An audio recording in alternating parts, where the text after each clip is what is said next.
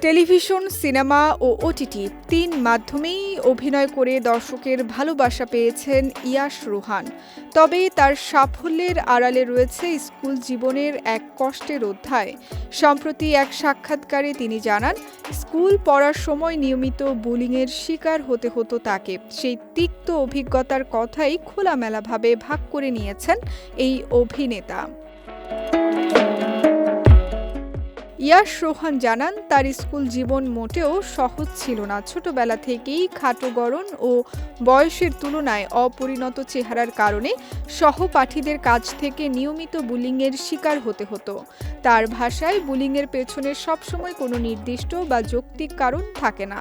ফলে প্রায় প্রতিদিনই স্কুল ও শ্রেণীকক্ষে অপমানজনক পরিস্থিতির মুখোমুখি হয়েছেন তিনি।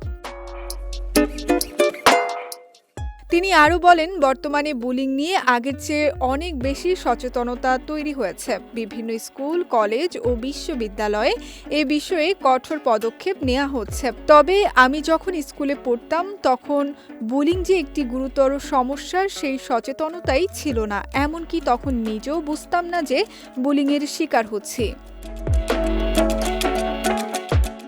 ইয়াশ জানান, সে সময়ের অভিজ্ঞতা এখনও তাকে মানসিকভাবে তাড়িয়ে বেড়ায়।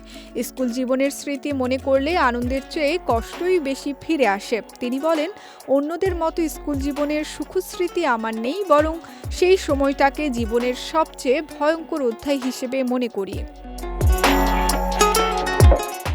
টেলিভিশন নাটকের মাধ্যমে অভিনয় জগতে যাত্রা শুরু করেন ইয়াশ রোহান। এরপর স্বপ্নজাল সিনেমার মাধ্যমে বড় পর্দায় অভিষেক হয় তার। পরবর্তীতে পরাণসহ একাধিক সিনেমা, নাটক ও ওয়েব কন্টেন্টে অভিনয় করে তিনি দর্শকদের প্রশংসা ও জনপ্রিয়তা অর্জন করেন।